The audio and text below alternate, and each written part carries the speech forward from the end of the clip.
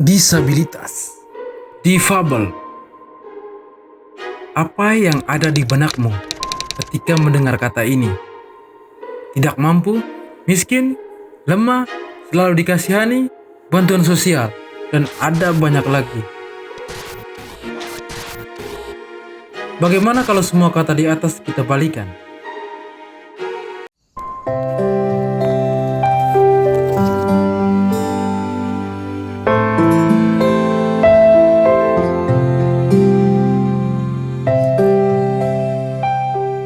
Seorang difabel hanya memiliki satu tangan saja. Tangan kanannya puntung. Namun ada sekitar 3.000 pohon nanas miliknya di hamparan tanah seluas kira-kira 1/4 hektar.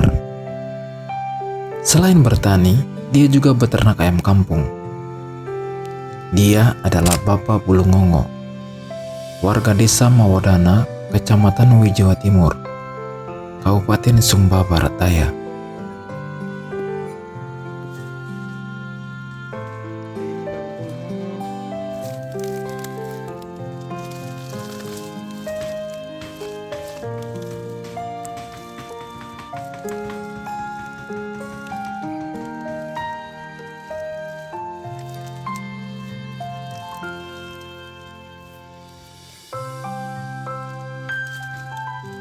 Karena bapak hanya memiliki tangan sebelah, jadi biar susah untuk menukis.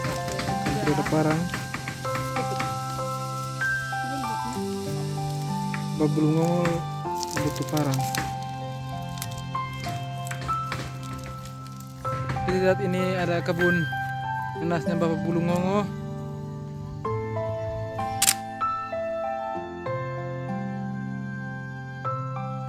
Oke, terima kasih Bapak Bulungongo sudah kasih nanas. Ini kami sekarang lagi bangun rumahnya Bapak Bulungongo. Bapak Bulungongo bekerja hanya dengan tangan kirinya saja. Dia tidak beristri, namun ia tinggal bersama sanak saudaranya di sebuah rumah berdinding bambu. Tapi kadang dia lebih nyaman tinggal di gubuk kecilnya, tempat dia beternak ayam. Kita di Mawadana, ini ada sirip pinang tanda penerimaan, lalu ada kopi di sini tuh, mereka minum kopi mabuk semua. Minum kopi ada gula. Jadi hari ini kita datang untuk menyelesaikan Saya kan beda rumah, yang Bapak terakhir Bapak Bulungongo. Bulungongo. Selamat minum. Jangan lupa ngopi. Terima kasih atas kepercayaan bagi kami di Desa Mawadana, bahwa kelompok kami di sini membawa kami Bapak Matius Bulungongo, karena dia orang yang tidak mampu di dalam Desa Mawadana, lagian dia orang cacat, tapi dia masih bisa mampu mencari makan dan minum. Mata pencarian dia nanas dan piara ayam. Menurut cerita keluarga, bahwa dia pernah menderita stroke ringan beberapa tahun lalu. Namun kini dia sudah survive sendiri dengan bertani dan beternak ayam. Sudah sekitar 4-5 tahun dia bertani nanas, ubi-ubian, kacang-kacangan, dan sayuran. Dia jual hasil panen dan hasil ternaknya di pasar. Itu pun dia titip di keluarga yang pergi ke pasar, dengan catatan hasil jualan dibagi bersama. Ya, dibagi bersama. Adilkah? Ya, sudahlah, kita lanjutkan ceritanya. Sudah sekitar 3-4 juta yang ia dapat per sekali panen periode 5 bulanan. Ketika bertemu dan bercerita sedikit dengan beliau, menanyakan bagaimana keadaan dia selama ini, terkhusus pada masa pandemi, beliau hanya senyum-senyum saja dan mengatakan bahwa mau bagaimana lagi, kita harus bekerja untuk hidup. Beliau memang orangnya pemalu, tidak pernah duduk diam. Selalu ada hal yang ingin dikerjakan. Secara pribadi saya begitu kagum dengan semangat dan kerja kerasnya yang melampaui keterbatasan fisik dan usia. Gubuk yang ia tempati begitu sederhana. Ketika ditanyai mengenai keadaan ketika tinggal di rumah seperti ini, dia hanya senyum saja dan mengatakan bahwa dia nyaman-nyaman saja. Walaupun ada rumah sanak saudaranya yang lebih baik untuk ditempati, namun dia merasa lebih bebas dan sangat nyaman mendiami rumahnya seperti ini.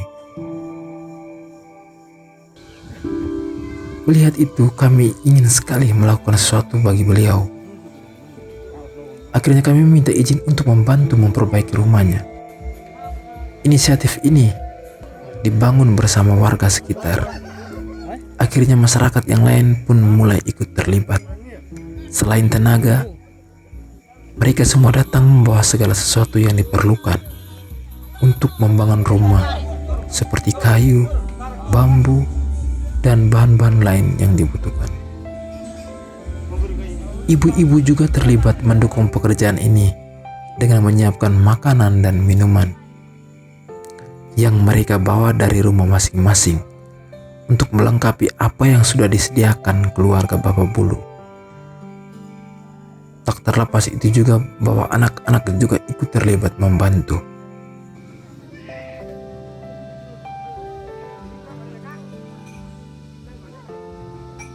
Melihat pekerjaan ini sebagai pekerjaan Tuhan sendiri. Kebetulan pekerjaan Tuhan yang dia percayakan pada kita, dia juga menggugah hati kita di tempat ini. Di mana-mana di dunia sekarang itu ada banyak tempat di mana Tuhan sedang menggugah hati banyak orang, saling berpihak, saling peduli dengan banyak bencana alam. Di tempat ini kita menemukan satu jejak kecil, satu ruang kecil di mana Tuhan memanggil kita semua untuk mari kita duduk bersama, berdiri bersama, jalan bersama, kerja bersama sebagai saudara bersaudara. Begitu, kako oleh lolo, Jadi oleh pada.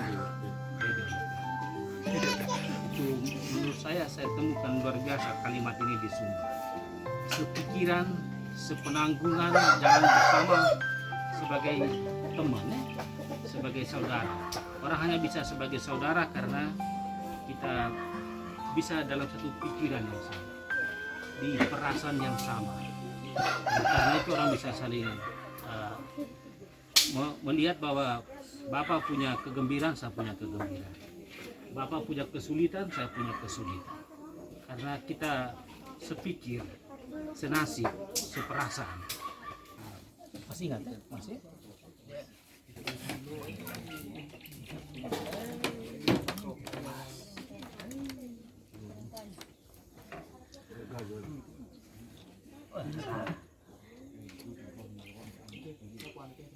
Naik begini berarti diminta dia harus naik.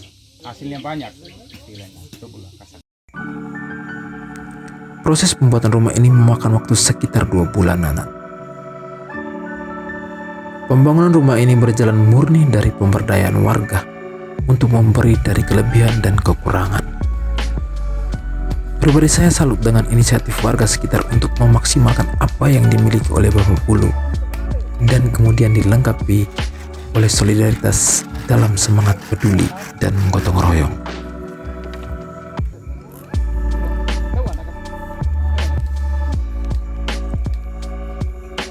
Disabilitas,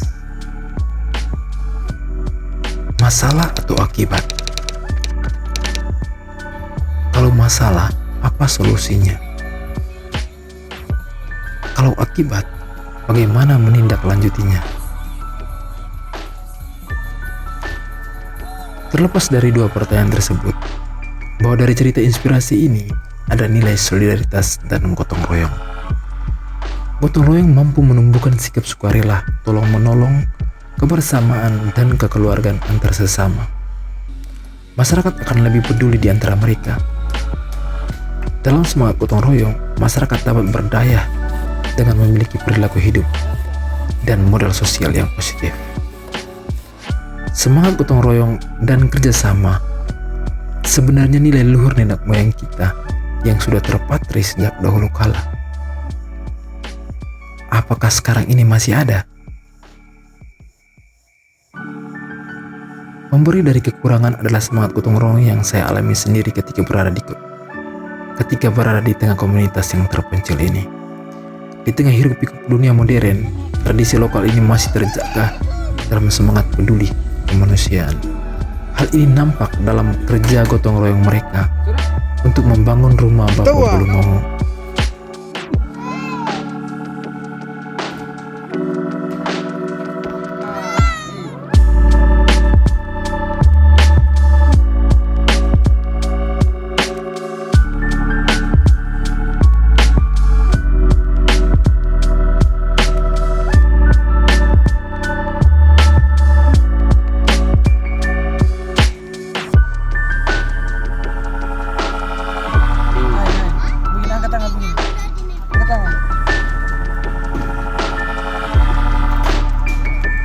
Lihat di sini.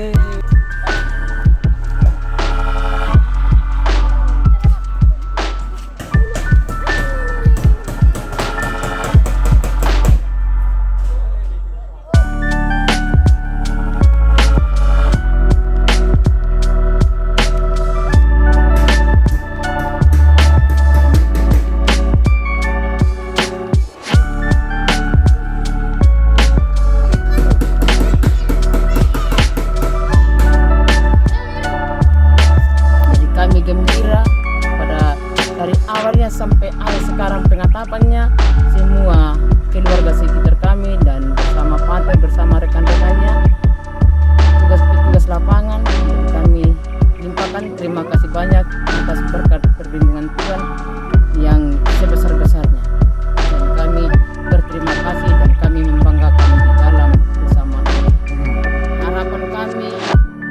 Jadi kami minta terima kasih banyak, dan kalau masih ada yang bisa mengikuti apapun kegiatan kami di dalam gotong royong kami dalam dari Donres, kan mohon melayani dan kami membawa di dalam kebanggaan.